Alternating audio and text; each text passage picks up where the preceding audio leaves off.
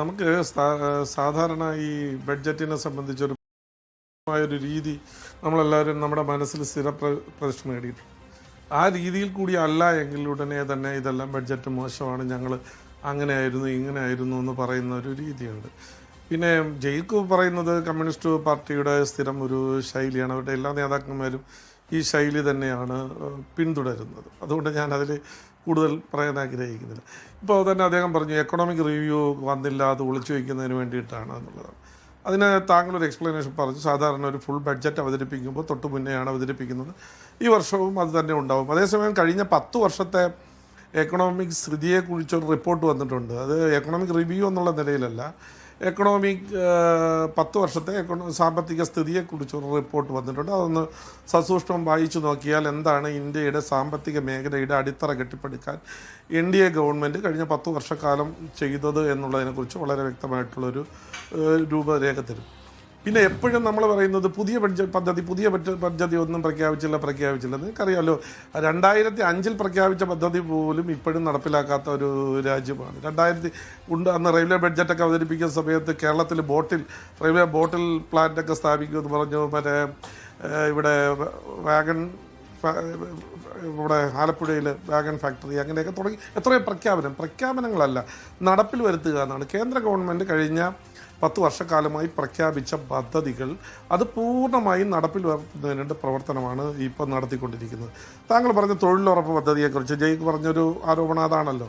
ഞങ്ങളുടെ NDA government വരുമ്പോൾ 33,000 കോടി രൂപയായിരുന്നു അതിൻ്റെ ഒരു വർഷത്തെ വാർഷിക ബഡ്ജറ്റിൽ ഉൾപ്പെടുത്തിയിരുന്നത്. ഇപ്പോൾ എത്രയുണ്ട്? അതിനെ ഞങ്ങളെല്ലാം തൊഴിലുറപ്പ് പദ്ധതിയൊക്കെ നശിപ്പിക്കാൻ പോകുന്നു എന്നൊക്കെ പറഞ്ഞ് പ്രചരണം നടത്തി. അന്ന് ഏകദേശം 2 ലക്ഷം ബ്ലോക്കുകളിൽ പ്രത്യേക പാക്കേജ് വരെ നമ്മൾ ഏർപ്പെടുത്തിയിട്ട്, പ്രത്യേക പാക്കേജ് എന്ന് പറഞ്ഞാൽ നിലവിൽ കിട്ടിക്കൊണ്ടിരിക്കുന്നതിലും കൂടുതൽ സൗകര്യങ്ങൾക്ക് വേണ്ടിയിട്ടുള്ള പ്രവർത്തനം കൊണ്ട് നടത്തി. കോവിഡ് കാലത്ത് 1 ലക്ഷം കോടി രൂപ അനുവദിച്ചു, വീണ്ടും 10,000 അനുവദിച്ചു. കഴിഞ്ഞ പ്രാവശ്യം 60,000 പൈസ അനുവദിക്കുകയല്ല, അതിൻ്റെ ചിലവുകൾ മനസ്സിലാക്കിയിട്ട് എങ്ങനെ വേണമെന്നുള്ള കാര്യം റിവൈസ് ചെയ്യുകയാണ് ഒരു ഭരണകൂടത്തിൻ്റെ ഒരു കഴിവ് എന്ന് പറയുന്നത്.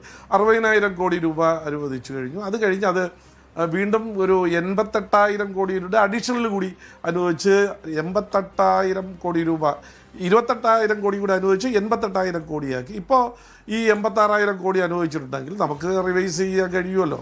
ഇനി പുതിയ ബഡ്ജറ്റ് വരാൻ കഴിഞ്ഞ് ആവശ്യമാണെങ്കിൽ അതിനെ റിവൈസ് ചെയ്യാൻ കഴിയും. ഒരിക്കലും തൊഴിലുറപ്പ് പദ്ധതിയെ മോശമാക്കുന്ന രീതിയിൽ ഇല്ല. ഞങ്ങളുടെ വന്ന സമയത്ത് NDA ഗവൺമെൻറ് വന്നപ്പോൾ ആലോചിച്ച് നോക്കുക, എത്രയായിരുന്നു ഒരാളിന് ഒരു തൊഴിലാളിക്ക് കിട്ടുന്ന, തൊഴിലുറപ്പ് പോകുന്ന ആളിന് കിട്ടുന്ന ദിവസക്കൂലി എത്രയാണ്, ഇപ്പോൾ കിട്ടുന്ന വേതനം എത്രയാണ് എന്നുള്ളതിനെക്കുറിച്ചൊക്കെ നമ്മളൊന്ന് മനസ്സിലാക്കിയാൽ നന്നായിരിക്കും. പിന്നെ ഈ നേരത്തെ ആരോ സംസാരിച്ച ഈ കോർപ്പറേറ്റ് നികുതിയെ സംബന്ധിച്ചും ഈ ടാക്സിനെ സംബന്ധിച്ചും വളരെ വലിയ കാഴ്ചപ്പാടോട് കൂടിയാണ് നമ്മൾ മുന്നോട്ട് പോകുന്നത്. നമ്മളാരും ഈ കോർപ്പറേറ്റുകളൊക്കെ അന്യഗ്രഹ ജീവികൾ എന്നുള്ള നിലയിൽ കാണുന്നില്ല. അവരും നമ്മളും എല്ലാം കൂടി ഈ കോർപ്പറേറ്റുകളും ഗവൺമെന്റും. അതൊരു പ്രസക്തമായ ചോദ്യമാണ്. ഗ്യാപ് ഇൻഡെക്സിൽ നമ്മൾ വളരെ പിന്നോക്കം പോയി നിൽക്കുന്ന ഒരു രാജ്യമാണല്ലോ. ഏറ്റവും ഒടുവിലത്തെ കണക്ക് പ്രകാരവും നമ്മൾ ഗ്യാപ് ഇൻഡെക്സിന്റെ കാര്യത്തിൽ ഏറ്റവും പിന്നിൽ നിൽക്കുന്ന രാജ്യങ്ങളിൽ ഒന്നാണ്. അപ്പോൾ 1% ആളുകൾ രാജ്യത്തിന്റെ 70% വിഭവങ്ങളും കൈയുടെ വയ്ക്കുകയും അവസാനത്തെ തട്ടിലെ 10% ആളുകൾ അതിദരിദ്രരായി മാറ്റപ്പെടുകയും ചെയ്തൊരു സ്ഥിതിവിശേഷമുണ്ട്. അവരെ ചേർത്തു പിടിക്കാൻ ഈ ബഡ്ജറ്റിൽ എന്തുണ്ട് എന്നതാണ് ചോദ്യം. ഉദാഹരണത്തിന് ഇപ്പൊ ഹൗസിംഗിന്റെ കാര്യം പറഞ്ഞു, വലിയ രീതിയിൽ കൊട്ടിഘോഷിക്കപ്പെട്ട പദ്ധതിയാണ്. 72,000 രൂപയ്ക്ക് ഒരു വീട് നിർമ്മിക്കാൻ കഴിയില്ലല്ലോ JR പത്മകുമാർ. അവിടെ വീടിന്റെ കാര്യത്തിൽ കൂടുതൽ അലോക്കേഷൻ ഉണ്ടാവുമെന്ന് നമ്മൾ കരുതി. അലോക്കേഷൻ ഉണ്ട്, 1,200 കോടി രൂപ കൂടി അധികം അലോക്കേഷൻ അനുവദിച്ചിട്ടുണ്ട്. പക്ഷേ 3 കോടി പുതിയ ഉപഭോക്താക്കളെ കൂടിയാണ്. അപ്പോൾ 2 കോടി പുതിയ ഉപഭോക്താക്കളെ കൂടി ചേർത്താണ് 5 വർഷത്തേക്ക് ഈ പ്രധാനമന്ത്രിയുടെ ആവാസ് യോജന വികസിപ്പിച്ചിരിക്കുന്നത്. എന്ന് പറഞ്ഞാൽ ഈ 72,000 കോടി രൂപയ്ക്കൊക്കെ വീട് വയ്ക്കാൻ പോയാൽ ആ വീടിന്റെ ടോയ്ലറ്റിന്റെ വിസ്തീർണം മാത്രമല്ലേ കാണൂ. നടക്കില്ല എന്ന് പറഞ്ഞ് നിങ്ങൾ പ്രചരിപ്പിക്കേണ്ട.